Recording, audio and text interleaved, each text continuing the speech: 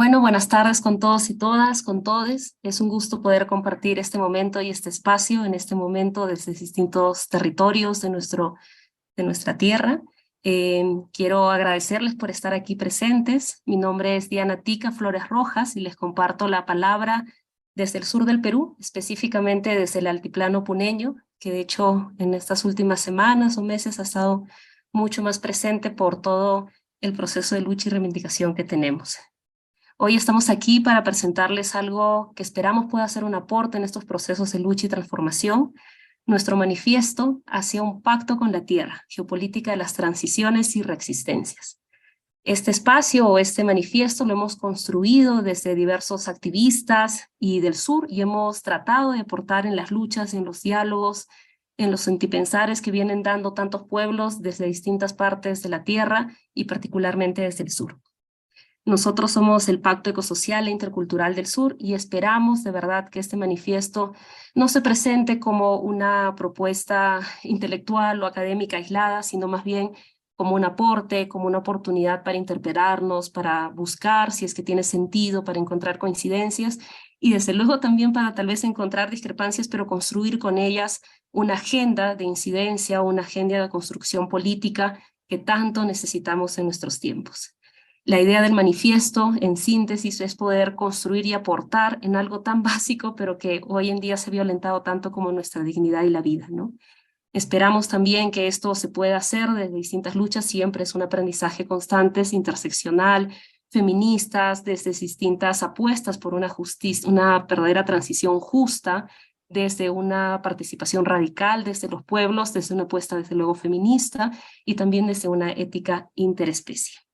Queremos agradecer desde luego al Consejo Latinoamericano de Ciencias Sociales, a CLACSO, por facilitarnos este espacio y esta transmisión para poder compartir la palabra con todos ustedes. Y desde luego agradecer a los miembros del Pacto Ecosocial e Intercultural que también nos están acompañando ahora y que nos van a contar poquito a poquito de qué trata esta propuesta, que la idea es ir haciéndola pues en la práctica, en el sentipensamiento, ¿no? Gracias también y muy especialmente a quienes se conectan de distintos lugares para darse un tiempito, un espacio para sentir, ¿no? Sentir esperanza, para sentir terquedad, para construir desde la indignación y sentir que no todo está perdido, que estamos ahí pues construyendo poco a poco. Quiero entonces comentarles de que hoy día vamos a tener la presentación de Carmen Aliaga desde Bolivia, de Sabrina Fernández desde el Brasil, de Enrique Viale desde Argentina, de Tatiana Roa desde Colombia y desde luego desde Uruguay, Karina por Claxo. De nuevo, muchas gracias por participar de este espacio. Vamos a estar recibiendo sus comentarios y preguntas en las redes sociales y en la transmisión y ir anotando para ver si tenemos un espacio de poder intercambiar y dialogar. Y sin extender mucho más esto, les voy a dar la palabra a Carmen Aliaga, que es una compañera muy valiosa del colectivo CASA y de la Red Latinoamericana de Mujeres Defensoras de Bolivia, muy conectadas con las luchas de defensa ambiental de los territorios de Bolivia. Ella nos va a contar un poquito del pacto y de lo que hemos venido haciendo, así que Carmen, tienes la palabra.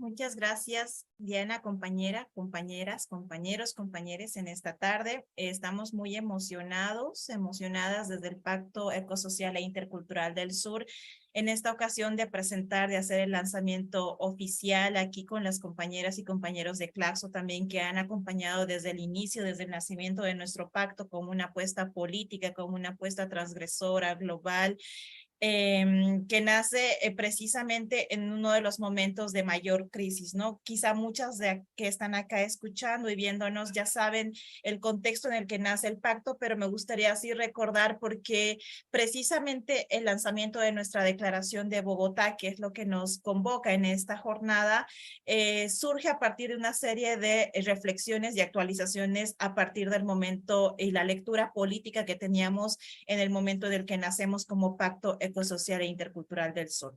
En ese sentido, contarles pues que precisamente como una apuesta política nacemos en el año 2020, en el contexto de la pandemia, en el contexto de esta crisis que en estos momentos queda cada vez como más denegada, un poco más invisibilizada, pero que en su momento dio una lección importante, creemos, a nivel global, pero también a nivel geopolítico, dando las características diferenciadas a nivel del sur global y del norte global, a partir de lo que correspondía a cada uno de los países de nuestros pueblos, de nuestros territorios, en el medio de una crisis descontrolada que no hacía más que evidenciar algo que ya se estaba repitiendo desde hace muchas décadas, que se estaba actualizando, haciéndose más violento y descarnando en diferentes miradas y contextos, ¿no? Que es las crisis inherentes del sistema capitalista, ya en su fase más destructiva, más devastadora y de mayor como intensificación del despojo. En ese sentido, en medio de la incertidumbre, porque una vez más y de forma quizá cada vez más violenta, se demuestra que la pandemia no puede ser gestionada por los estados, es decir, se demuestra la inoperancia, la ineficacia y sobre todo la actitud coludida de los estados con las empresas en todos los sentidos, ¿no? Desde la gestión sanitaria, que fue un desastre, sobre todo en los países del sur global, con algunas diferencias, variantes y matices, pero que en general podemos recordar lo que fue Ecuador, con todas esas imágenes que veíamos, pues, de cuerpos apilados. Podemos recordar lo que fue la militarización en Bolivia, en medio además de una dictadura, de un momento especial después de un golpe de Estado, después de un gobierno progresista soñado y anhelado y construido desde los territorios. Entonces, una serie de circunstancias diferenciadas que nada más hacía como confirmar que la gestión de la crisis no podía ni debería estar en manos del Estado. En ese entonces se desnudaba por una parte todo el tema de la crisis sanitaria, pero también lo que estaba totalmente imbricado y tejido, que es la crisis social, ecosocial más bien, y ecopolítica, ¿no? En el medio de esta crisis, lo que seguía sucediendo en los territorios, y lo hemos vivido con mucha fuerza, sobre todo en los contextos mineros, que es de donde yo vengo, pero también de otras formas de extractivismo rapaz, que en lugar de parar con estas actividades, lo que ha continuado es precisamente el régimen extractivista, ¿no? Y le llamamos régimen no solo porque estaba extrayendo los bienes naturales de la tierra y lo continuaba haciendo en medio de la pandemia, cuando las prioridades eran precisamente poner en el centro la vida, poner en el centro la salud, poner en el centro la gestión de alimentos para los territorios militarizados que ya no podían gestionar de forma autónoma los alimentos, los medicamentos, el agua y demás. Sino que también estaba profundizando y además armándose un plan que ahora vamos a poder como escuchar más detalladamente, y lo hemos apuntado un poco en la declaración de Bogotá, actualizando todos estos temas, armándose un plan de reterritorialización y de actualización del despojo, ¿no? Y en ese sentido es que hay una intencionalidad tanto de las corporaciones de las corporaciones ubicadas en el norte global, pero también de los estados, para seguir ampliando la frontera extractiva en diferentes países y en diferentes territorios. En ese sentido, en ese entonces nos parecía importante y pertinente articular ciertas demandas. Nacemos con 9 puntos importantes que han sido como los ejes troncales, los ejes vertebrales de nuestra acción en estos años. Uno de ellos los voy a enumerar, como no tengo mucho tiempo para desarrollarlos. Todo este material está en nuestra página web para quien quiera profundizar en la lectura, la comprensión, la reflexión y el aporte además a cada uno de estos puntos, que además lo vemos como una propuesta bastante que quiere salir de lo estático, ¿no? En ese momento pensábamos estos 9 puntos como ejes troncales. Uno de ellos que hablaba de la anulación de las deudas eternas, el reclamo de la deuda ecológica, para poder posicionar la situación del sur global en lo que fue todo este tema de las deudas con el norte, todas las promesas de industrialización, todo lo que quedó del apogeo de convertirse finalmente, sobre todo en los gobiernos y en los estados que pasamos por gobiernos progresistas, en convertirse en ciertas potencias dentro de la región y para el mundo, ¿no? Y en esto poder demarcar y posicionar el tema de la deuda ecológica en clave geopolítica. Posicionábamos también la autodeterminación de los pueblos como un eje fundamental para la activación de la defensa de los territorios, la comunicación popular de manera estratégica, los cuidados para la vida, que es uno de los temas transversales que ha atravesado nuestro andar en estos últimos años como pacto, como apuesta, como propuesta política de diálogo con los territorios, pero también con formas de transformación más a nivel global.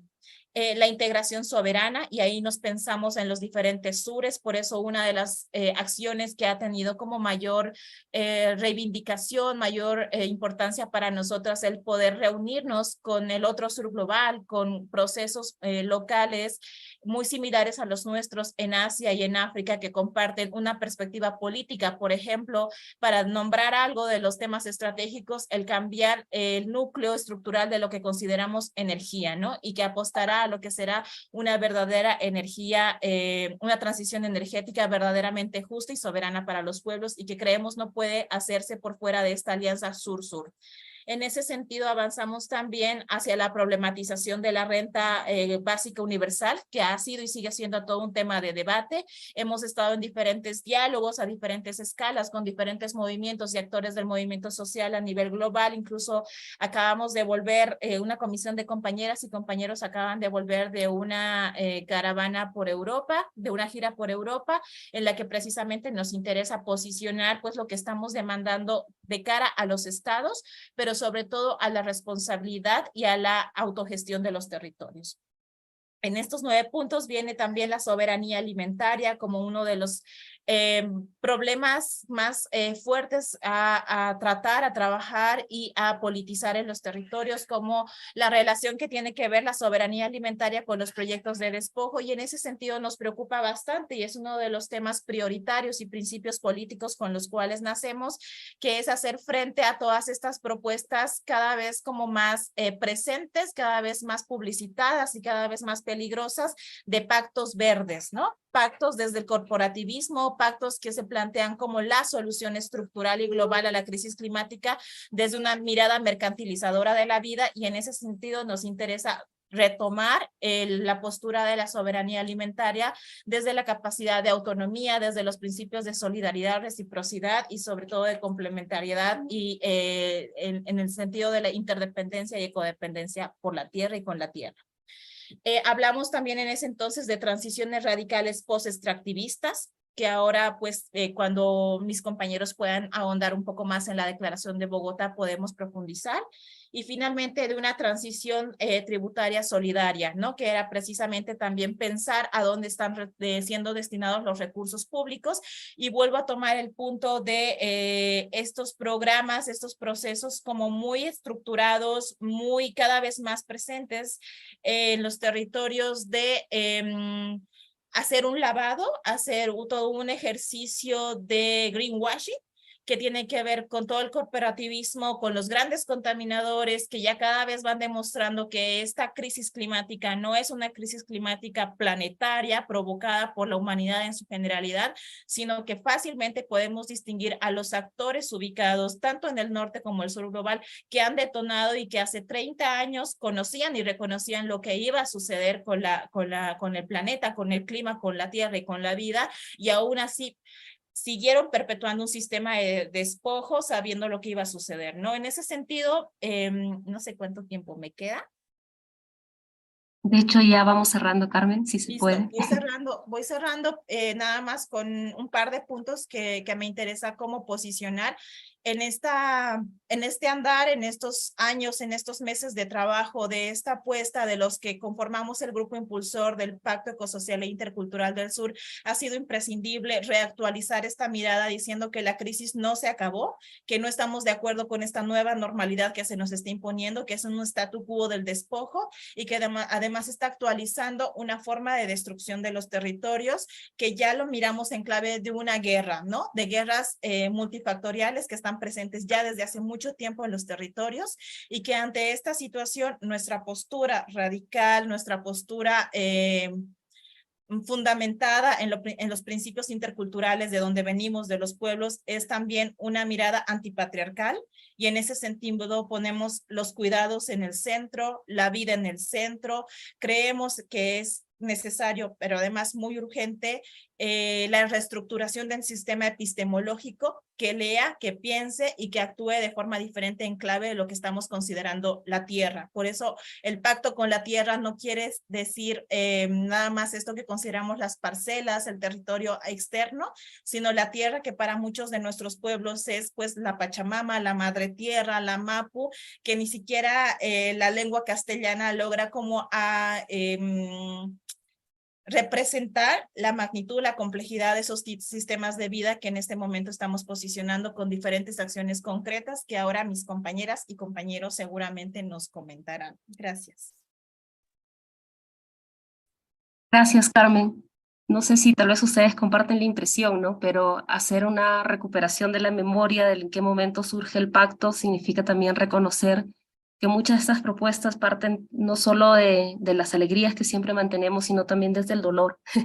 Pero es un dolor que vamos transformando, que justo decía Carmen, desde los pueblos hemos aprendido a construir con ese dolor, a fortalecer nuestra sensibilidad y nuestra propia fortaleza con ese dolor, y muchas gracias, Carmen, por recordárnoslo. Y bueno, siguiendo en este camino de presentar el manifiesto, el pacto, vamos a presentar ahora a Sabrina Fernández, va a hablar un poquito sobre el contexto latinoamericano, nada sencillo, pero bueno, ahí se van dando las resistencias y las luchas. Ella es socióloga, comunicadora, es consejera de investigación, de hecho, del Instituto Alameda, y también es miembro del Pacto Ecosocial del Sur y de la coordinadora de la Red Ecosocialista Global. Gracias, Sabrina, te damos la palabra. Hola, buenas tardes. Gracias, Diana. Gracias, Carmen, y todos los que están aquí presentes.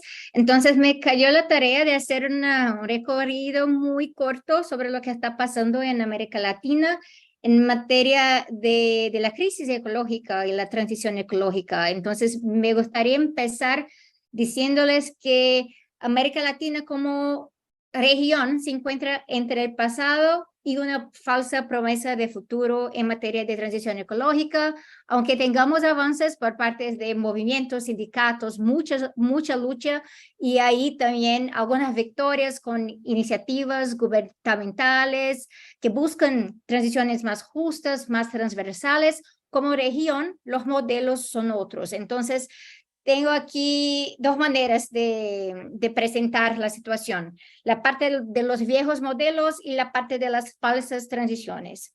En los viejos modelos seguimos con un modelo desarrollista, extractivista, que está representado en dos corrientes. Hay el desarrollismo que entrega todos los recursos, que aborda la naturaleza como mercancía, y entrega los recursos a corporaciones extranjeras. Y hay también una otra versión, que sería una versión nacionalista, que ve el Estado como un Estado empresario, que propone abordar la naturaleza como mercancía, pero como si no hubiera un problema en hacerlo, porque los royalties, las ganancias, serían ahí redistribuidos a la población para iniciativas sociales. Y entonces esto sería una parte de proyectos de explotación de recursos por empresas públicas y nacionales. Esto vemos con mucha fuerza en la minería y en procesos extractivistas como de petróleo. Entonces los combustibles fósiles siguen muy centrales en estas estrategias, y la izquierda nacional desarrollista es parte del problema aquí. Entonces tenemos dos ejemplos ahora muy recientes, que es el avance del fracking en Argentina con apoyo del Banco Nacional de Desarrollo de Brasil para la construcción de infraestructura de fracking, o los planes de explotación de petróleo en la cuenca del río Amazonas, también en Brasil, aunque tengamos en Brasil hoy en día un gobierno que está hablando de transición energética, de deuda histórica, pero sigue muy dividido aquí. Son modelos de desarrollo que no logran desarrollo para la población local, pero sí para las corporaciones nacionales y extranjeras, muy centrados en el sistema capitalista, muy centrados en la idea que se puede hacer la destrucción de la naturaleza porque tenemos tiempo, y ahí se propagan también negacionismos frente a la crisis climática. De hecho, se promueve el negacionismo como una manera también de justificar este modelo viejo, y en el caso de la izquierda se dice entonces que este es el camino de construcción de soberanía y de una estrategia antiimperialista. Y ahí tenemos las falsas transiciones que algunas veces están presentes en los mismos lugares. Entonces, de otro lado, tenemos algunos avances del capitalismo verde que nos preocupa muchísimo, con la apropiación de la naturaleza. Un ejemplo fuerte, muy reciente, hoy en día es la conversión de deuda por naturaleza en Ecuador por las Islas Galápagos. Entonces el canje de deuda por conservación, esa es la mayor operación de su tipo hasta hoy. Entonces puede servir de modelo para otros avances capitalistas sobre espacios de conservación, ecosistemas muy importantes, y Ecuador también se encuentra más una vez en la lucha por el Yasuní y un modelo de soberanía post-extractivista que sea un modelo indígena y ecológico. Y así como las promesas del extractivismo verde nacionalista, sobre todo con la explotación del cobalto y del litio en América Latina, también tenemos ahora grandes planes de inversión en hidrógeno verde como mercancía de exportación, es decir, la conexión entre el consenso de descarbonización y el consenso de commodities que hemos criticado en la declaración del pacto. Chile y Brasil aquí son ejemplos de la corrida por inversión y producción de hidrógeno barato, hidrógeno con apoyo de corporaciones extranjeras. Y tenemos entonces el riesgo muy fuerte de una producción de nuevas zonas de sacrificio, pero ahora serían como zonas de sacrificio verdes, entonces como si fueran una supuesta respuesta a la crisis climática. Esto todo bajo un escenario negativo de impactos, de agravamiento de los desastres naturales, de cambios meteorológicos. Ya hablamos de las peores olas de calor, a una previsión para que los próximos 5 años sean los peores de temperaturas globales, y en el sur global esto nos preocupa mucho por las poblaciones vulnerables. Y en América Latina y el Caribe también tenemos problemas de sequías prolongadas que también están provocando un descenso en la parte de acceso a electricidad que viene de hidroeléctricas, y también problemas de abastecimiento de agua, problemas de inseguridad alimentaria. Muchos casos del otro lado de lluvias intensas, inundaciones, deslizamientos. Y con las olas de calor también hablamos de problemas de incendios forestales, algunos asociados a las olas de calor, pero igual incendios forestales criminales, que son retos fuertes que tenemos en países como Chile, Brasil, Bolivia, y claro, un reto muy especial para las poblaciones de región costera y de las islas. El aumento del nivel del mar supera en América Latina y Caribe el promedio mundial. Entonces, así creemos que los principios que nombramos en la Declaración de Bogotá son principios muy importantes para que movimientos sociales, organizaciones políticas y mismo los gobiernos más progresistas puedan orientarse rumbo a transiciones verdaderamente justas. Gracias, Sabrina. Justo te estaba avisando del tiempo. No es sencillo sistematizar una problemática tan compleja de nuestras tierras grandes latinoamericanas. Sin embargo, creo que estos esfuerzos se hacen necesarios para entender también desde cómo estas problemáticas nos ayudan a construir propuestas, ¿no? Que es justamente al momento en que vamos con Enrique, que nos va a hablar un poco de los ejes del pacto. No quisiera dejar de mencionar, porque creo que es algo que el poder se ha esforzado mucho en tener espacios de difusión, y por eso hay necesidad de reafirmarlo, a modo de darle un puente y un enlace a Enrique, es esto de las falsas transiciones y el capitalismo verde, ¿no? Que no nos ilusionen con eso, que no jueguen con nuestras esperanzas, y esta perversa forma de creer que el capitalismo realmente sigue siendo una opción, pues que no perturbe nuestras mentes, y veamos que más bien podemos construir desde nuestras sabidurías y territorios. Voy a presentar a Enrique entonces. Enrique, muchas gracias también por estar aquí. Él es presidente de la Asociación Argentina de Abogados y Abogadas Ambientalistas, es fundador también del Pacto Ecosocial del Sur y forma parte de la Alianza Global por los Derechos de la Naturaleza, remarcamos derechos de la naturaleza, y acompaña desde luego distintas luchas socioambientales y ha escrito varios textos y trabajos sobre el tema. Gracias, Enrique, por estar aquí. Tienes la palabra. ¿Qué tal? ¿Cómo andan? Muy buenas tardes desde Buenos Aires, en remera, ¿no? En pleno invierno, que deberíamos estar mucho más abrigados, ¿no? Con el cambio climático ahí acechándonos. Bueno, yo lo que voy a contar, o voy a intentar contar, es un poco, ustedes saben, quizás muchos de los oyentes y las oyentes no sepan, nosotros nos juntamos hace un tiempo, unas semanas, en Bogotá. Tuvimos nuestro primer encuentro presencial, el Pacto Ecosocial del Sur, con gente de toda América Latina. Estábamos muy contentos, fue un encuentro muy satisfactorio. Y ahí sacamos esta declaración de Bogotá, así la llamamos, obviamente no es muy original, es por el lugar donde estábamos, pero que tiene 14 puntos, la pueden leer esa declaración, la tienen para leerla, compartirla, está libre en nuestra página pactoecosocialdelsur.com.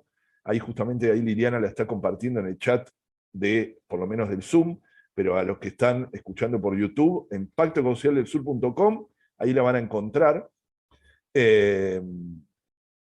ahí sacamos, primero nos identificamos una serie de principios, o sea, nos reafirmamos una serie de principios del nacimiento del pacto en el 2020, el principio de igualdad, el de justicia y redistribución social, los principios de cuidado, interdependencia y sostenibilidad de la vida, principios de reparación y de reciprocidad, principios de democracia, autodeterminación, plurinacionalidad, interculturalidad y ética interespecie. Si reafirmamos todos los compromisos que habíamos asumido en documentos anteriores y proponemos su continuidad en 14 puntos que hay. Yo voy a tratar de contarlos rápidamente, no tengo mucho tiempo, lamentablemente, pero después podemos seguir debatiéndolos. Un primer punto que sacamos en esta declaración es dar centralidad al paradigma de cuidados en la organización de nuestras sociedades, ¿no? Nos referimos a todas las formas de cuidados, los interpersonales, los autocuidados, así como los cuidados de los seres no humanos que comparten este planeta con nosotros en total interdependencia. Es decir, no incluye solo a los seres humanos. Los cuidados deben ser, decimos, reconocidos y valorados como tareas esenciales para la vida y la felicidad, como quedó plenamente en evidencia en la pandemia, ¿no? Como las tareas de cuidado tuvieron un relieve mucho mayor, y dentro de ellos las mujeres, principalmente las mujeres pobres, racializadas, mujeres de pueblos indígenas y sectores precarizados que tuvieron un papel doblemente protagonista de cuidado en nuestra pandemia, ¿no? Asumir colectivamente o en comunidad es uno de los desafíos del pacto, es uno de los principios del pacto, ¿no? Es la base de la construcción de lo común, como demuestran además múltiples experiencias en toda nuestra región. Por otro lado, otro punto de nuestro pacto, de nuestra declaración, perdón, consideramos imprescindible afrontar la deuda ecológica y las deudas externas, financieras o eternas, en el marco de una transición ecosocial justa desde el sur. Creemos que no hay transición ecosocial desde el sur sin el tratamiento del tema de la deuda, ¿no? De las deudas. Las deudas funcionan como una especie de borcego o pie sobre nuestras cabezas que no nos permiten, no permiten a nuestras economías tener bienestar, poder ser más justas, etc. No solo tienen una función las deudas imperiales de manejar las economías de nuestros países, sino que además también tienen un círculo perverso con la deuda ecológica, ¿no? Esa deuda ecológica, es decir, eso que los países del norte nos deben al sur, quién le debe a quién, ¿no? Y que funcionan como un círculo perverso. Tenemos deuda externa, hay que pagar la deuda externa, entonces profundizamos las deudas ecológicas para pagar una deuda que nunca se paga. Y eso funciona en un círculo que no termina nunca, casi eterno, ¿no? No hay justicia climática posible ni transformación socioecológica sin que se incluyan las reparaciones y aboliciones de estas deudas respectivamente, ¿no? Necesitamos urgentes soluciones reales y muy concretas. O sea, debemos reclamar las deudas ecológicas de forma concreta, con números muy concretos, tal como nos piden o nos reclaman las deudas financieras, con números muy concretos también, ¿no?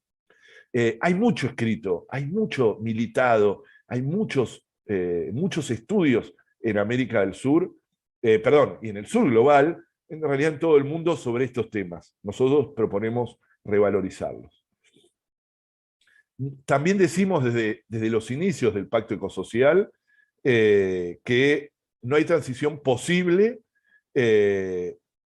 sin articulación entre justicia social y justicia ambiental. No hay una sin la otra, ¿no? Nosotros no hacemos ni jardinería, es decir, ecología sin cuestión social, pero tampoco vemos lo social apartado de lo ambiental. Vemos que son los mapas de la pobreza en el sur global coinciden con los mapas del saqueo y la degradación ambiental.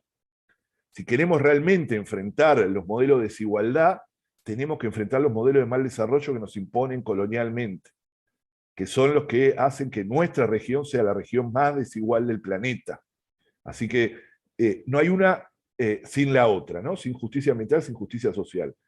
Y ahí tenemos propuestas transitorias, por ejemplo, la renta básica o el ingreso ciudadano universal, ¿no? Que tanto se ha escrito y tanto se ha militado en distintas partes de nuestra región, y que pongan en el centro de la escena también la cuestión de la ciudadanía, que ponen la ciudadanía, es decir, tener un piso digno, un piso para tener una vida digna, y que se asiente esta renta sobre sistemas impositivos progresivos, no regresivos como los que tenemos, ¿no? La mayoría de los impuestos en América Latina están muy relacionados con impuestos regresivos como el IVA, ¿no? Que lo pagan por igual todos los sectores de la sociedad.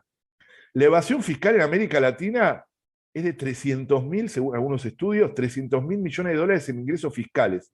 Es el 6%, más del 6% de nuestro PBI regional. Y el 27% de la riqueza de América Latina están en paraísos fiscales, ¿no? Que no pagan impuestos.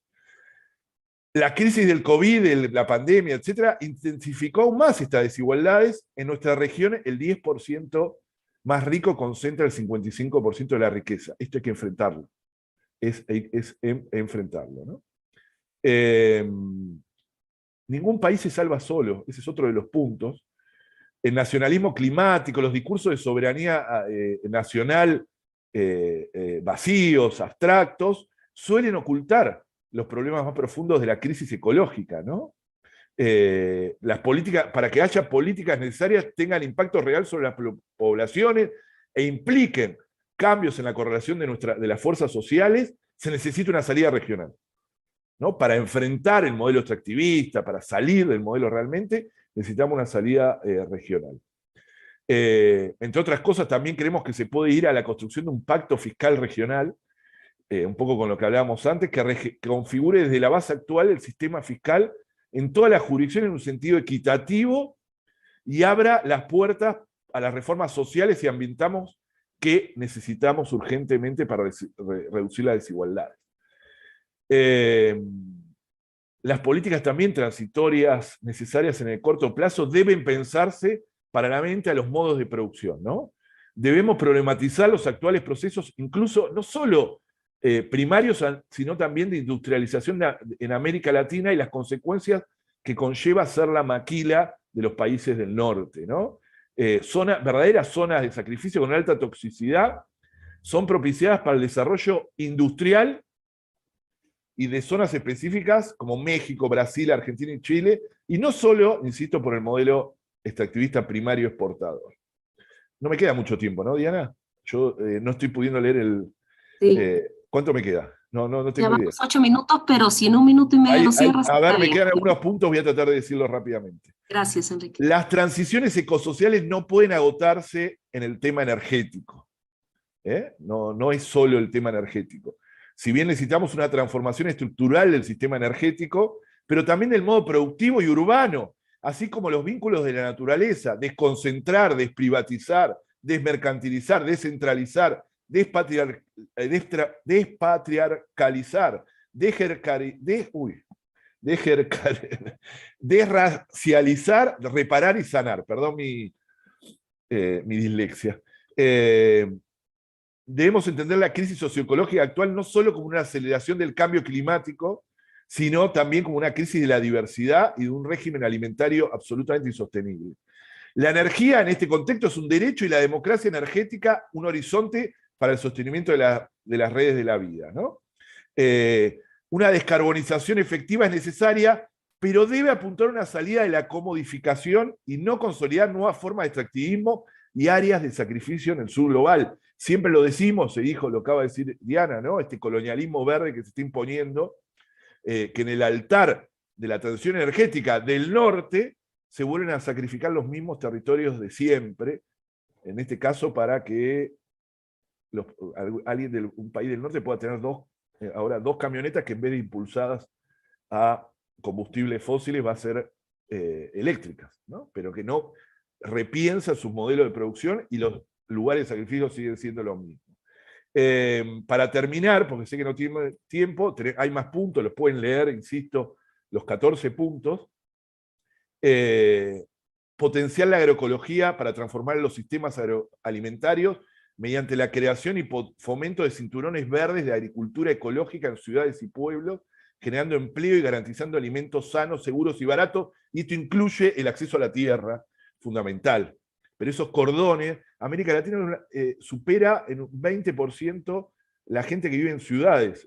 El promedio de que gente que vive en ciudades en América Latina es 54%, en el mundo es 54%, en América Latina es 72%, y en Argentina es 92%, le digo, estamos peor que nadie. Necesitamos armar lugares de provisión de alimentos sanos, seguros y baratos, con acceso a la tierra, que eso va a descentralizar estas megalópolis totalmente insostenibles que tenemos en América Latina, México, Bogotá, Buenos Aires, San Pablo.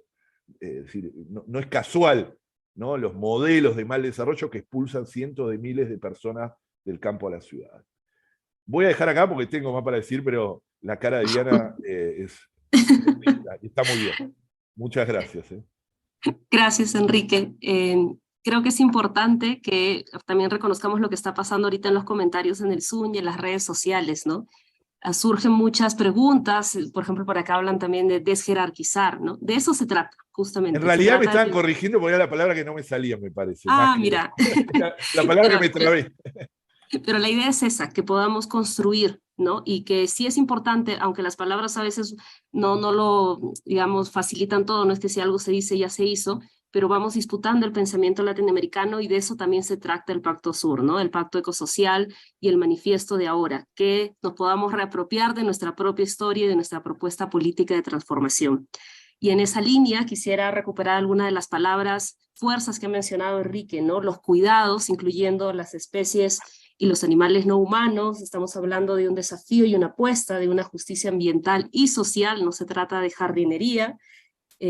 También estamos hablando de que ningún país se puede salvar solo de una transformación urbana, de una democracia energética y de una agroecología y de acceso a la tierra, ¿no? Solo para ir recordando muchas de esas palabras que pueden movilizar nuestros corazones y desde luego nutrir nuestras luchas, como decían también en los comentarios en el Zoom.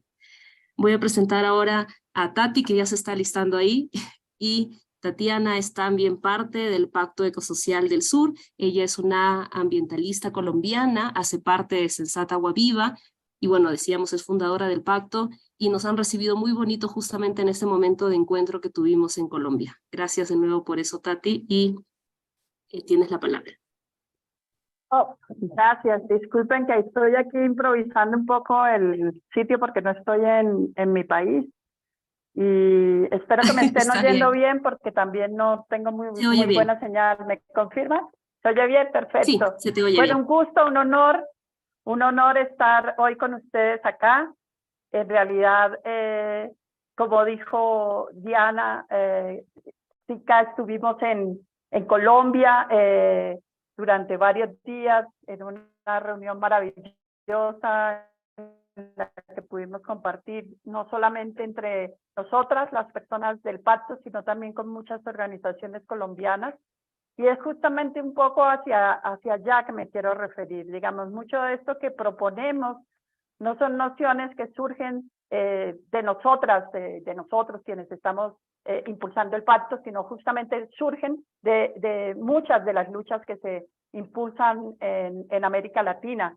América Latina, un continente, una región en constante ebullición. Hemos pasado por años, digamos, de levantamientos que han logrado, digamos, en algunos casos, como en el nuestro, después de 200 años de vida republicana, lograr el primer gobierno alternativo, progresista, un gobierno en el que hace parte nuestra vicepresidenta, que surgió del movimiento social, nuestra vicepresidenta Francia Márquez. Entonces, hay que ver a América Latina como ese bastión de propuestas y de alternativas frente a un sistema económico y político que oprime, despoja y violenta a los pueblos. Y quiero referirme a algunas de estas, digamos, de estas propuestas que emergen, digamos, desde América Latina, desde estos movimientos sociales latinoamericanos, desde los pueblos indígenas y afrodescendientes, de los movimientos campesinos y agroecológicos, desde los movimientos ambientalistas, de mujeres, de trabajadores y trabajadoras, que han logrado posicionar y rescatar conceptos que son fundamentales y que nos guían en la construcción de un horizonte de vida más justo. Y aquí recupero las nociones de summa causa y vivir sabroso, que enfatizan en la plenitud y armonía en nuestras vidas y que nos implican y que nos llaman a replantearnos esas relaciones con la naturaleza y entre nosotros también, entre nosotras, entre las culturas. También quisiera recuperar las luchas de los movimientos campesinos y de los movimientos agroecológicos. América Latina es una región donde hay miles de experiencias agroecológicas que han logrado hibridar, digamos, conocimientos ancestrales con prácticas modernas y que han logrado rescatar y mantener vivas cientos de semillas, miles de semillas que son fundamentales, digamos, en momentos de crisis como las que vivimos, de crisis ambiental, de crisis climática. Todo ese conocimiento que está detrás, digamos, de estos movimientos campesinos, de estos movimientos agroecológicos indígenas, que nos permiten pensar que es posible construir otro mundo mejor. También me interesa y quisiera recuperar cómo, digamos, esta gestión comunitaria de los bienes comunes es ejemplo en América Latina. Gran parte del agua, incluso de nuestras ciudades, no solamente de las zonas rurales, es gestionada por comunidades que se organizan y que entablan una relación con el río, una relación con los páramos, otras relaciones, digamos, con las aguas, recuperando esa cosmovisión que está presente en los pueblos frente a las aguas y que permiten también construir otras formas de gestionar, digamos, estos bienes comunes. Y me refiero al agua pero también hay otras formas de gestión como las de las selvas, experiencias maravillosas que han recuperado y reconstruido, digamos, zonas degradadas y zonas deterioradas. ¿Cómo no recordar las luchas de los movimientos ambientalistas y de los movimientos antiextractivos que han logrado frenar millonarias inversiones de las empresas mineras y petroleras y agroindustriales en el país? Si no fueran por estas luchas, si no fueran por estos movimientos que han logrado, digamos, cuestionar ese modelo extractivo que se ha impuesto en nuestros territorios, seguramente ya habría fracking en Colombia, pero ha sido a través de esa lucha que se ha frenado, por ejemplo, el fracking en Colombia, que cientos de comunidades en Guatemala, en Colombia, en Ecuador, en Argentina, han impulsado consultas populares para decir en mi territorio no queremos minería. Y aquí quiero recuperar una de las luchas más emblemáticas de este continente, que ha sido la lucha del Yasuní por el Yasuní. En este mes de agosto habrá consulta popular en Ecuador. Por primera vez todo un país va a decidir sobre qué hacer sobre uno de los yacimientos petrolíferos más importantes, de más riqueza, y sin embargo la gran parte de la población ecuatoriana que que no surge, digamos, de la noche a la mañana, que surge de años de luchas, de décadas de luchas del movimiento indígena, cuestionando lo que ha sido la explotación petrolera en Ecuador, en la Amazonía ecuatoriana. Dice, queremos un Yasuní libre de petróleo, como lo dijeron los Hubo en Colombia hace 30 años, cuando dijeron el petróleo es la sangre de la tierra y es necesario dejar el crudo en el subsuelo. Esta propuesta del Yasuní nos hace un llamado para que entendamos la trascendencia que tiene para pensar realmente unas transiciones socioecológicas que no sean simplemente un cambio en la matriz, y ni siquiera un cambio en la matriz, una expansión de la generación energética, que es lo que se está generando hoy con los nuevos proyectos de energías renovables, sino que es necesario dejar el crudo en el subsuelo, que es necesario transformar, hacer profundas transformaciones culturales que implican repensar cada una de las cosas que hoy damos por hecho, transformar estas ciudades, esa relación campo-ciudad que hoy explota, extrae, despoja a los pueblos de las zonas rurales para beneficiarse, digamos, en las ciudades y en los grandes centros urbanos del mundo. Entonces, esta propuesta del Yasuní nos recuerda que tenemos que trabajar por transiciones socioecológicas que replanteen la misma producción de alimentos, que replanteen las organizaciones de la ciudad en la movilidad urbana, las formas como construimos nuestras propias viviendas, en fin. Es una transición ecológica que, como ya lo dijo Enrique ahorita, nos implica, nos reta, digamos, a cómo repensamos realmente nuestras sociedades. En un contexto patriarcal también quisiera rescatar las luchas de las mujeres, como, digamos, en las mujeres pobres, racializadas, indígenas y de sectores precarizados, se ha puesto toda la carga de las responsabilidades del cuidado, de los cuidados. Y ha sido, digamos, por estas luchas que actualmente hay una redimensión de lo que significa y de lo que se requiere si estamos hablando de nuevos horizontes de vida. Poner a la vida en el centro. Pensar, digamos, en esas relaciones, en la importancia de los cuidados, en el lugar que tiene que dársele, digamos, desde estas sociedades. Entonces, creo que ahí hay, digamos, elementos que son muy importantes digamos, en este continente que bulle, que se mueve permanentemente, que se transforma, que repiensa, que construye conceptos, que vuelve, digamos, a ese conocimiento ancestral, que mira esas cosmovisiones, que nos dicen que hay muchos pluriversos, que hay muchas formas de ver el mundo. Y quiero, digamos, entonces terminar diciendo que América Latina es un crisol de ideas y de resistencias que se entrelazan en la búsqueda de un futuro mejor, que nuestras propuestas y alternativas, esas que se construye la gente, están enmarcadas en la solidaridad, en la justicia, en la defensa de los derechos de la naturaleza, en la defensa de los derechos, en la justicia ambiental, en la justicia social, y que este espacio es un llamado para seguir trabajando, para seguirnos juntando, para seguir fortaleciendo nuestras redes, nuestras articulaciones, para seguir levantando la voz, para construir una América Latina más justa, más inclusiva y más respetuosa con la vida. Muchas gracias. Gracias, Tatiana. Quisiera recuperar, así como lo hemos hecho en las presentaciones anteriores, una idea muy potente que tú has reafirmado en este momento en que estamos presentando nuestro manifiesto, que es que desde América Latina nos constituyamos, sigamos reforzando nuestro rol como sujetos políticos, enunciando, ¿no? Enunciando tanto nuestras problemáticas como nuestras propuestas, ¿no? Y disputando desde luego desde ese lugar el discurso político, la propuesta política, ¿no? Y creo que hay dos palabras claves que tú has mencionado, que es la cosmovisión, las formas de gestión y el conocimiento desde los territorios, ¿no? Entonces, sigamos construyendo con esos conocimientos, por eso el manifiesto no está acabado.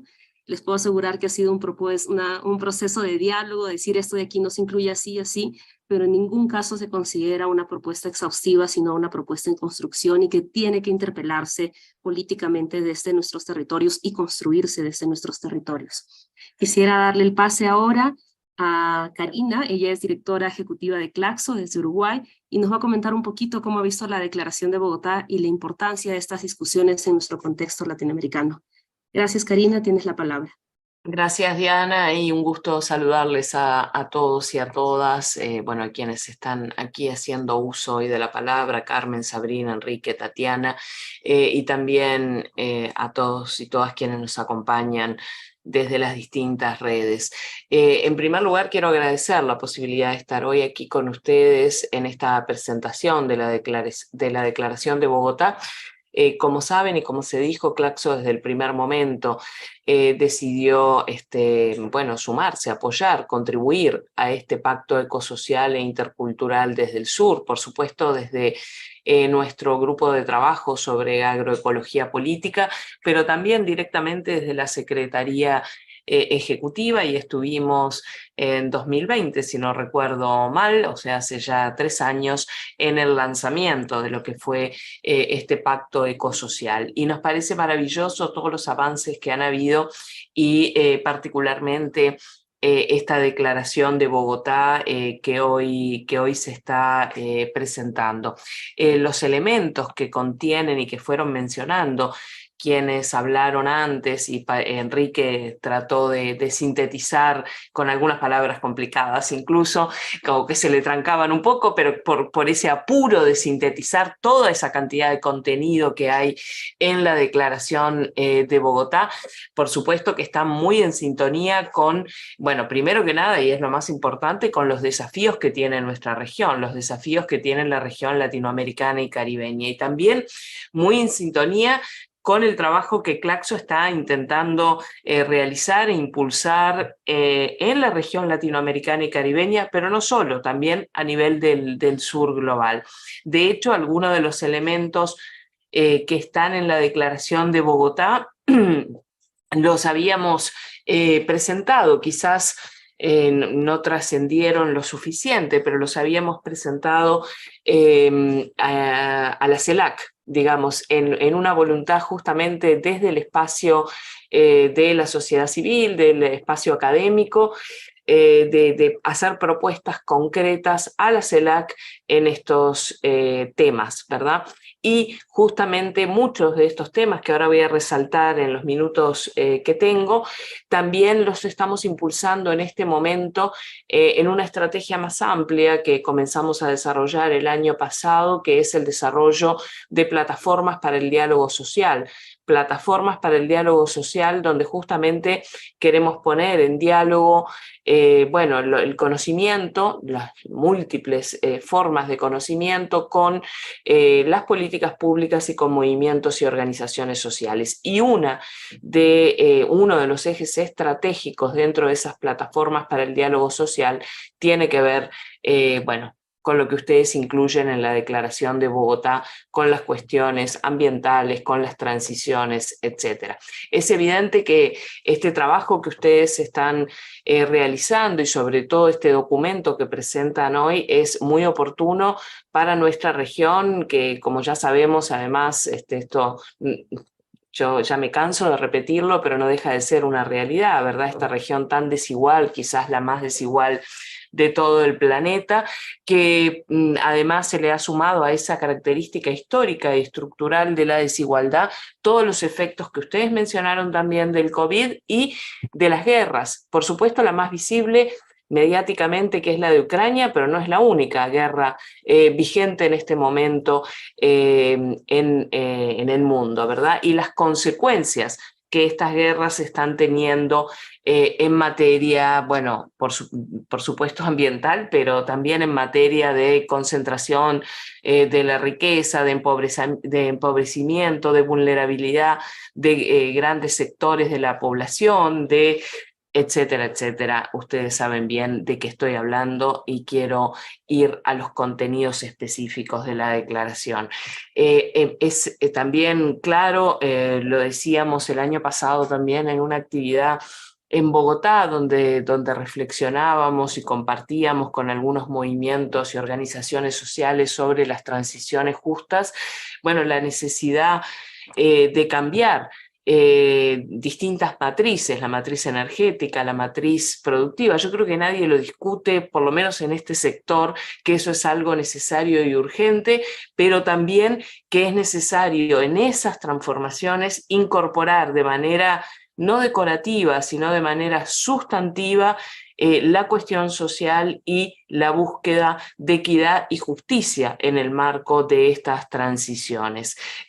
Allí hay que prestar particular atención desde nuestro punto de vista a esas dinámicas políticas y a esas dinámicas sociales para poder avanzar en la construcción de esas transiciones, de estos pactos, en definitiva de los desafíos que tenemos hacia adelante. Creo que la declaración sintetiza y prioriza de una manera fantástica los puntos que tenemos que considerar y los desafíos, al menos los desafíos que desde Claxo también identificamos como desafíos para trabajar en nuestra región.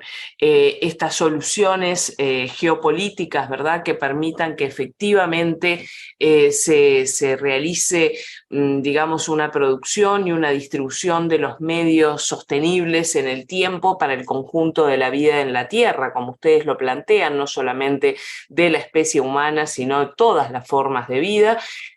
Allí incorporar de manera muy fuerte, y debo decir, quienes me conocen saben que me dedico además a trabajar ese tema, que me sorprendió muy gratamente la forma en que ustedes incorporan el paradigma del cuidado en esta declaración, casi que como un punto de partida, casi que como un punto sin el cual no es posible avanzar. Entonces es trasladar ese paradigma del cuidado, que lo hemos trabajado más en relación al cuidado de las personas, por las urgencias que hay en nuestros países, pero trasladarlo con sus mismos principios, con el principio de la interdependencia, de la reciprocidad, de la solidaridad, etcétera, etcétera, hacia la naturaleza, hacia las distintas formas de vida, hacia la tierra en general.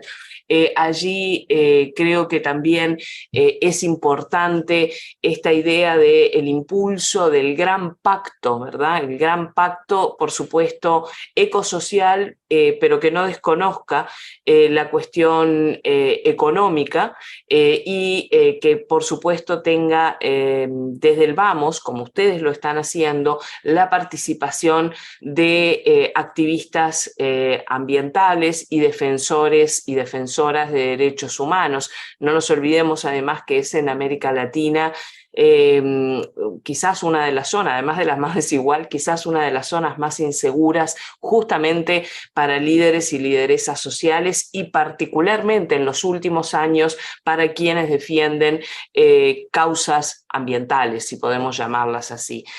Tenemos entonces que avanzar con esta idea de transición justa, de esta idea de cuestionamiento de la sostenibilidad y de los famosos pactos verdes en el marco de esta nueva reconfiguración capitalista, avanzar cuestionando esos elementos, pero haciendo además propuestas concretas. Y en ese sentido creo que los 14 puntos que ustedes plantean en la Declaración de Bogotá son excelentes principios o puntos de partida y de trabajo para poder avanzar. Me permito señalar, no los 14 puntos porque no tendría tiempo, pero sí como algunas palabras claves que están contenidas en esos 14 puntos o que por lo menos a mí me resultaron claves en términos de también la difusión y el trabajo a futuro en torno a esta Declaración de Bogotá, que por cierto, Diana, me parece muy interesante la aclaración que hiciste de que este es un documento en construcción, ¿verdad?, al que se le pueden realizar aportes y desde ya, bueno, desde Claxo estaremos intentando aportar también a este documento. La idea, bueno, como dije al principio, de la centralidad del paradigma de los cuidados, yo creo que es un excelente punto de partida. No tengo hoy tiempo de decir por qué estoy convencida de eso, pero bueno, tengo esa profunda convicción que es un excelente punto de partida. La idea también que ustedes plantean de afrontar esa deuda ecológica y las deudas externas, como le llaman, en el marco de esa transición ecosocial justa desde el sur, y plantear allí además medidas muy concretas, porque no alcanza con decir queremos, bueno, como se ha cuestionado siempre, la idea de la deuda externa de nuestra región, sino avanzar en colocar la discusión sobre la renta básica también sobre la mesa, como lo hacen en el punto 3, la renta básica, que ponga en escena un concepto que yo creo que nos hemos olvidado de él en los últimos tiempos. Bueno, quizás no nosotros, pero en general nos hemos olvidado de ese concepto, que es el de la ciudadanía, ¿verdad? Y los elementos necesarios para el real ejercicio de esa ciudadanía, entendiendo además la ciudadanía como base de la democracia, la ciudadanía como componente fundamental de la democracia. Entonces, colocar la renta básica, perdón, hago lo mismo que Enrique, me quiero apurar y me como las palabras, colocar la renta básica, digamos, en el centro de la escena, como dicen ustedes, creo que es absolutamente fundamental. Después, esta idea de que ningún país se salva solo, vaya si lo sabremos en América Latina, que sigue teniendo América Latina y el Caribe el tema de la integración como una materia pendiente, aún incluido aquí quienes estamos en el sur. Bueno, veamos la última cumbre del Mercosur, que es apenas un pedacito de América Latina y el Caribe, y ver lo que pasó allí para entender este fenómeno de la integración como una materia pendiente en nuestra región. La idea de transformar estructuralmente ese sistema energético, pero asociado a la transformación del modelo productivo y del modelo urbano, que varios de quienes nos están siguiendo por las distintas redes, o por lo menos por acá, por el Zoom, que yo veo los comentarios, lo colocaban. Tenemos que también, digamos, problematizar esta cosa de lo urbano en nuestra región latinoamericana y del papel que juegan las ciudades en todo este tema. La democracia energética, como ustedes lo dicen muy bien en el punto 8, también no consolidar estas nuevas formas de extractivismo y de áreas de sacrificio, así las llaman ustedes en el sur global, que creo que es absolutamente central. También hay comentarios allí entre quienes nos están escuchando sobre los gobiernos progresistas y el extractivismo, ¿verdad? Y colocar eso también en nuestra discusión sin miedo, sin temor, para tratar de avanzar en esa dirección. Después, el tema de la agroecología, por supuesto, también fue mencionado, y ese cambio radical en las formas de habitar las metrópolis. Me gustó mucho esta idea de ruralizar las ciudades, o de convertir, ¿verdad?, lo urbano, colocarle algunos elementos rurales o de ruralización. La idea también de las diferentes escalas, por supuesto que es importantísimo el nivel comunitario, local. Creo que todos y todas trabajamos y defendemos mucho ese nivel, pero entender que esto requiere de diferentes escalas. Esa local, pero también la regional, la nacional, la latinoamericana y la internacional, al menos en términos del diálogo sur-sur, y por supuesto también vamos a tener la necesidad de ese diálogo y ese trabajo norte-sur.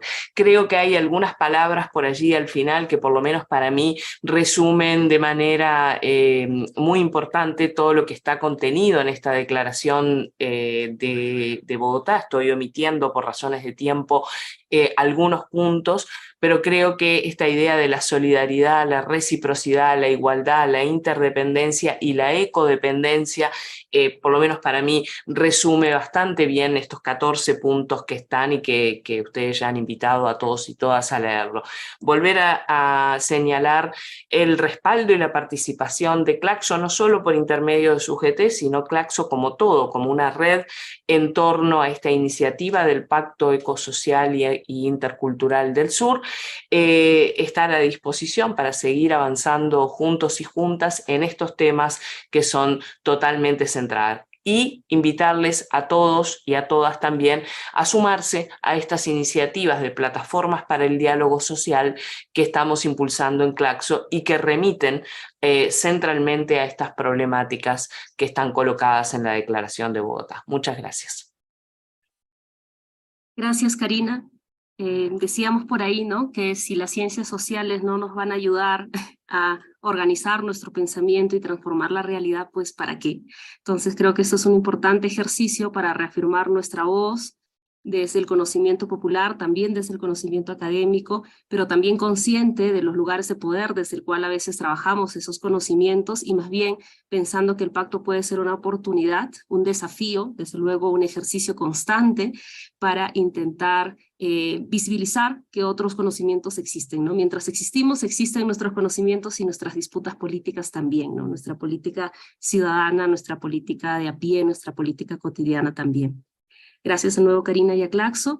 Y bueno, ahora hay una labor un poquito complicada que es tratar de recuperar las preguntas y los comentarios de los distintos espacios. Voy a hacer un recuento muy rapidito y después de eso, Carmen, Enrique, Tatiana, Sabrina también tienen la oportunidad tal vez de profundizar en algún aspecto del manifiesto, aclarar sobre alguno de los aspectos que se van a comentar o preguntar, ¿vale? Por ejemplo, aquí está Vladimir, que nos habla de la difícil coyuntura colombiana y piensa que el pacto puede ser una apuesta política frente a la desigualdad social y la lucha frente al cambio climático. Y, por ejemplo, habla de Guajira, en el caso de Guajira, cuando el gobierno del cambio firmó un pacto para la transición energética y justa. Bueno, seguramente por ahí Tatiana nos puede comentar qué piensa sobre esta iniciativa. Luego Liliana nos pregunta cuáles son los retos de estos espacios de construcción de justicia ecológica frente al avance de las derechas y fundamentalismos en nuestra región. Qué difícil. Y también nos plantea una segunda consulta, no es transición, es expansión, y menciona cómo podrían ampliarse un poco o cómo siguen expandiéndose el extractivismo petrolero, minero en Latinoamérica. Existen propuestas sobre la mesa a esta visión económica patriarcal de mandato de conquista. Luego alguien más comenta sobre la coyuntura colombiana y otra vez reafirma de que podría pensarse el pacto como un espacio de discusión y de análisis. Luego también se habla de la necesidad de reconocer el rol histórico de las comunidades indígenas que han dejado muchas vidas por defender la tierra que habitamos, que no tenían armas, solo lanzas o cuchillos o boleadoras según tribu, menciona un comentario en referencia a algunas experiencias. Y luego otro comentario habla que el mercado o el capitalismo no solo se puede solucionar o solitos no puede solucionar el problema del cambio climático que él mismo ha producido, porque el mercado tiene ese límite, ¿no? Desde la visión de rentabilidad, por eso es necesario empezar a valorizar lo público que puede mirar mucho más allá de lo rentable. Luego se menciona, los gobiernos populares tienen buenas intenciones, pero para poder redistribuir siguen aplicando políticas extractivistas. Es un tema complejo, desde luego, y creo que sí es importante ahí reafirmar la propuesta autónoma, la propuesta ciudadana, el espíritu ciudadano y autónomo que tiene este manifiesto y este pacto ecosocial e intercultural. Luego se habla sobre la deconstrucción del machismo y del patriarcado, cuál es el rol de esas nuevas masculinidades en este proceso de transformación. También se habla sobre las multinacionales, ¿no? Y el impacto en los territorios una vez más. Se pregunta por el paradigma del desarrollo, de hecho se afirma que ya murió, estamos de acuerdo, ya murió este paradigma de desarrollo. Y finalmente se menciona que se necesitan alternativas ecosostenibles desde las ciudades y el campo sobre el agua potable en particular, y que se necesita de hecho reparación a los actores que han visto vulnerado su derecho de acceso al agua. Y finalmente preguntan por ahí si es que existen algunas iniciativas en México o cómo se puede sumar uno al proceso del Pacto Ecosocial e Intercultural. Bueno, Carmen, Enrique, Tatiana y Sabrina tienen la palabra, poder comentar o profundizar en algún aspecto del pacto en relación a estos comentarios, y muchas gracias de nuevo por la atención de los participantes. ¿A quién le gustaría empezar? Listo, Sabrina, empezamos contigo. Sí, me gustaría hacer un comentario sobre la cuestión de los gobiernos progresistas que tienen buenas intenciones. Nosotros tenemos la ventaja hoy en día que se habla de transición, se habla de protección a la naturaleza. Sí, es seguro que las propuestas son propuestas un poco torpes, propuestas aún muy involucradas en este sistema de capitalismo verde, pero hay espacio para discutir transición hoy en día en gobiernos como el gobierno actual de Brasil o el de Chile, que no teníamos hace mucho tiempo. Y creo que esta parte de la integración regional el volver a trabajar juntos, sea con CELAC, UNASUR, también me parece presentar una oportunidad de cambio, de planear juntos, y es por eso que también en la declaración tenemos ahí un punto sobre un pacto que es también fiscal, que también puede ser un pacto para inversión junta, porque se están utilizándose de recursos de bancos de desarrollo regionales para cuestiones extractivistas. Sabemos que entonces hay fondos que podríamos utilizarlos para otras cosas también. Entonces, ver lo que está pasando como un momento de grandes contradicciones, pero tenemos oportunidades, hay que sacar ventaja también. Gracias, Sabrina. Si tal vez Enrique, Tatiana, Carmen quisieran complementar alguno de los puntos comentados.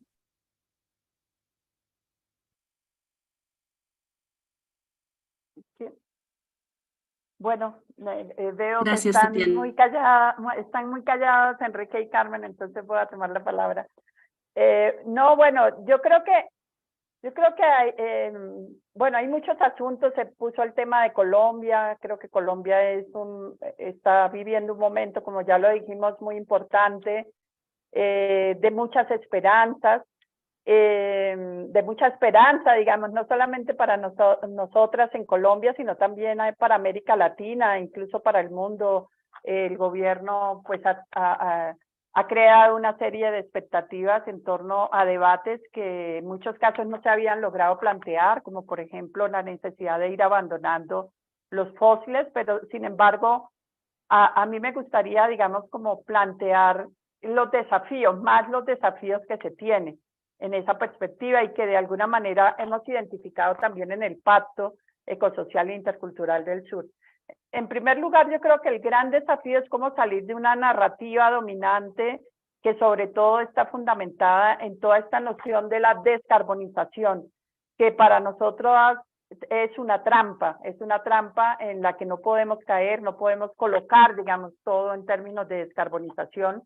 La descarbonización es un discurso a través del cual se están proponiendo muchos proyectos que son muy peligrosos para la gente. Entonces yo pienso que un reto que se tiene en Colombia es romper, digamos, con esa narrativa, digamos, tan hegemónica de la descarbonización, que finalmente nos hace caer nuevamente en las falsas soluciones, en pensar que, digamos, estas transiciones energéticas están simplemente fundamentadas en el impulso de proyectos de energías renovables, y que hemos visto, digamos, ya lo que está pasando en varias regiones del mundo, y que lo que es peor, no transforma realmente, no va reemplazando, digamos, no va llevando a dejar los combustibles fósiles, sino que lo que hace es ampliar la oferta energética a través de energías renovables. Entonces,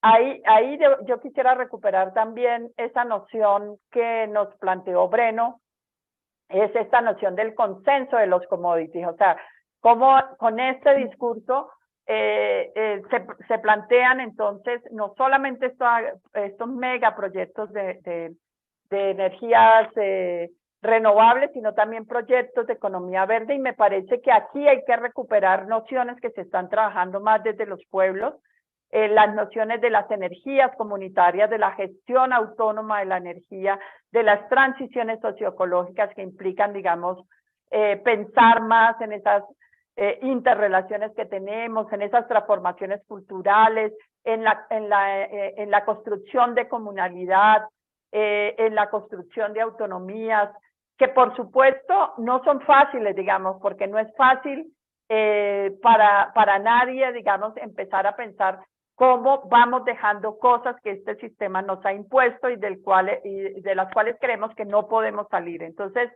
yo quería decir eso. Sé que el tema es largo y ancho, pero no da en los pocos minutos que nos quedan para hablarlo, pero sí quería como plantear que además de celebrar, digamos, que hay una narrativa interesante en nuestro gobierno, hay sobre todo unos grandes desafíos y que como incluso desde la misma el mismo presidente lo ha planteado, son los movimientos sociales, son la gente las que pueden mover esa agenda más allá, radicalizarla, profundizarla más y no creer simplemente que un gobierno nos va a resolver los problemas si no hay un movimiento social que contribuya, digamos, a esa radicalización de las propuestas. Gracias. Gracias, Tatiana. Ahora invitar a Carmen también, que iba a hacer algunos comentarios, y después Enrique. Solo agregar un chiquitito ahí: nuestra transformación, y también el manifiesto lo expresamos, va para la sociedad, para la Pacha, ¿no? Entonces, el trabajo, la interpelación a los estados es importante, pero no todo pasa solo por los estados, ¿no? Gracias, Carmen. Tienes la palabra. Gracias, Diana, y gracias, compañeras. Yo trataré muy brevemente de aprovechar más bien las preguntas que se han hecho y el debate y el diálogo para como que fortalecer algunos argumentos desde la propuesta del pacto, ¿no? Primero creo que es importante hablar, y creo que ya Tati ha sido como muy ejemplificativa con eso, de que nosotras creemos, Maristela siempre nos recuerda, la transición será inevitable, lo que no es inevitable es que sea justa. Entonces, en ese horizonte de justicia a nivel integral, ambiental, climática, social, feminista, ecológica, interespecie, es a donde apuntamos y construimos medidas concretas. Pero también creo que es importante aclarar, y ahí como seré muy enfática, que por supuesto que ninguna de nosotras cree que esa transición, es decir, no tenemos una ingenuidad respecto de esa transición. Sabemos que no va a ser de la noche a la mañana, que el tema de la descarbonización es un proceso largo, pero al mismo tiempo confiamos, creemos, y además que aunque el pacto nace como pacto en 2020, hay un acúmulo de luchas y experiencias de décadas de trabajo y de movimiento social en América Latina que lo vienen demostrando. En ese sentido, yo quisiera como juntar el tema de la derechización de la región con el avance de las nuevas formas de extractivismo, y creemos que no es una casualidad, y la perspectiva de mirarlo de forma entramada es muy importante, porque cuando hablamos de régimen extractivista ya no estamos hablando nada más de la expropiación y el extractivismo de un recurso, de un bien común, que puede ser el agua, que puede ser el petróleo, que puede ser los minerales, sino de un régimen que se ha articulado en una fase del capitalismo donde hablar de derechos humanos es ser radical. Si retomamos las declaraciones de Bukele, por poner un ejemplo, las organizaciones de defensa de derechos humanos, que era lo básico hace décadas de defensa, ahora son posturas radicales que son atacadas y criminalizadas por los estados. Esto no es una casualidad, porque coincide con el ritmo y con el ciclo del capitalismo, en el cual el planeta está en un agotamiento total. Entonces, se están agotando las últimas fronteras y, por supuesto, así como los territorios que son sacrificables, serán los cuerpos sacrificables. Entonces, ya no hay un punto medio en esta transición, ya no hay posibilidad de hablar de, pues sería posible hablar de un summa camaña, de un summa causa y de un vivir bien como horizonte global, sino que es una necesidad, es una urgencia, ¿no? El clima nos lo está diciendo, el planeta nos lo está diciendo, la lluvia nos lo está diciendo, las fuentes de agua nos lo están exigiendo. Y en ese sentido, hacia esta propuesta también que desmitifique, creo que Bolivia es un gran ejemplo, que de los primeros gobiernos progresistas con una expectativa muy alta, que muy rápidamente, en una forma muy dolorosa para el movimiento social, se fue hacia abajo. Lo que resistió precisamente son los movimientos ambientalistas populares y los movimientos de mujeres feministas populares. ¿Qué nos está diciendo esto? Y creo que no es una casualidad, que la epistemología, la forma de vida, los modos de vida que están contrastando el régimen global de despojo, son precisamente los que se concentran en este cuidado de la vida, que se materializan en opciones muy concretas como las energías comunitarias, la cosecha de lluvias, el resguardo de las semillas. Es muy curioso cómo ahora con las falsas soluciones se quieren inventar formas de resguardo del planeta, como disparar a las nubes, separar las moléculas del hidrógeno de una gota de agua para crear energía con el hidrógeno verde. Una serie de apuestas tecnológicas de ultramodernidad que se presentan como cuestiones casi irrisorias a la sabiduría milenaria de pueblos que han estado sosteniendo la vida material, económica, circular, espiritual y cultural durante realmente milenios, ¿no? Entonces es como voltear la mirada a esto, que además no se queda en esta mirada como idealista de lo indígena rural, sino que permite transitar y pensar las ciudades de otro modo, lo urbano de otro modo, las comunidades fuera de lo rural y de lo indígena, y buscar ese sentido común. Yo nada más, ¿cómo cerrar esto? Porque ya sé que estoy fuera de tiempo, pues diciendo que una de estas medidas concretas es nuestra campaña por el sí al Yasuní. En Ecuador en este momento estamos como muy alertas, muy a los ojos de esta situación, porque va a ser una lucha sin precedentes si se logra ganar, de precisamente poder dejar el petróleo bajo el suelo. Entonces, muchas gracias. Gracias, Carmen. Y justo hoy vamos a tener un momentito para reafirmar esto. No sé si Tati o la misma Carmen pudieran comentar qué qué formas se pueden sumar, quienes nos están escuchando desde distintos lugarcitos del territorio, cómo sumar al sí al Yasuní, sí, para que no se nos escape este importante hito y apuesta y demanda. Sí, yo creo que en este momento es muy importante los mensajes que podamos enviar por las diferentes redes, por nuestros espacios, el acompañamiento a la consulta en las próximas semanas, por ejemplo, mujeres jóvenes ambientalistas de Colombia van a venir a acompañar la campaña del Yasuní, pero también podemos hacer desde nuestros lugares. Hay una imagen, no sé si la tenemos por ahí a la mano, Lina, para mostrarla, esta imagen, que podamos tomarnos fotos, enviar, digamos que a través de nuestras redes sociales también podemos promocionar y dimensionar lo que significa, digamos, esta lucha en esa noción, digamos, de abandonar los combustibles fósiles y de empezar a transitar hacia otras formas de vida. Entonces, creo que muchas acciones desde lo local, mensajes de solidaridad son muy importantes que las organizaciones hagamos y que quienes tengan esa posibilidad de viajar y acompañar a la consulta sería maravilloso. Gracias, Tatiana. Y bueno, ya cerrando nuestra presentación, que hemos hecho 2 horas intensas, quería comentarles, igual que nosotros en Perú estamos pasando una situación muy difícil, en la cual no nos conformamos con ser un pueblo violentado, con ser un pueblo excluido, discriminado y racializado, sino que estamos intentando construir justamente desde nuestra historia, desde nuestra identidad, una resistencia frente a la violencia estructural y que representa el actual poder ejecutivo y poder legislativo. No son momentos sencillos, se viene preparando las terceras movilizaciones fuertes en Lima desde distintos territorios, pero hemos tenido ya más de 60 personas asesinadas y con una alta impunidad. No hay nadie procesado hasta el momento.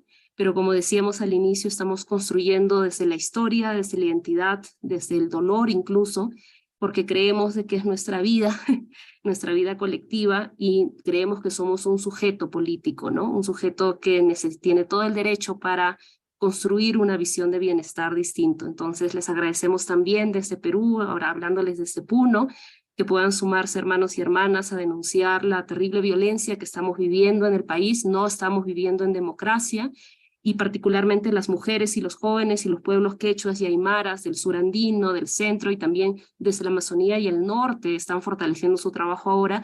Estamos resistiendo frente a la violencia. Me gustaría también mencionar finalmente de que aunque hemos tenido efectivamente muchos conceptos que a veces son necesarios porque nos permiten disputar pues los imaginarios, si a veces nos sentimos un poquito extraviados entre tantas propuestas y tanta complejidad, pensemos que la vida finalmente siempre va a ser una buena intuición o un buen rastro para seguir el camino, ¿no? Cuando sea difícil saber, oye, ¿dónde nos están engañando con estas falsos capitalismos verdes o tecnologías que aparentemente podrían ayudarnos a adaptarnos al cambio climático? Preguntémonos si estas medidas y estas estrategias que se están tomando realmente están respetando la vida, ¿no? De todos los seres sintientes que formamos parte de este pacto con la Tierra, y si es que realmente constituyen una respuesta justa frente a lo que vivimos. Agradecer de nuevo a todos los participantes, y me gustaría cerrar diciendo Uiguanaca, Suma Taquiwa para todos los animales, justicia, buen vivir para todos los animales, humanos y no humanos, para todos los seres sintientes en nuestra tierra. Finalmente vamos a tomarnos una foto colectiva entre los participantes, habíamos quedado. Qué pena que no puedan los digamos los que no están en el Zoom como ponentes abrir sus cámaras, pero bueno, al menos nosotros trataremos de tener un espacio. Y aquí tenemos algunos letreritos por el Yasuní, también creo que tenía Lina por ahí. Y aquí tenemos algunos. Sí. A ver si se lee. No sé si se lee, ¿no? Dice, esta democracia ya no es democracia, Perú está de luto. Bueno. ¿Sí? Listo. Bueno, nos vemos entonces, hermanos y hermanas, y los invitamos a seguir, por favor, las redes del Pacto Ecosocial e Intercultural. Lo pueden encontrar en Facebook, me parece que también estamos ahora se transmitió desde el YouTube de Claxo, así que también por ahí pueden encontrar la transmisión grabada, y nos vamos encontrando en los territorios en las luchas. Aquí sin cámara. Chao. Gracias.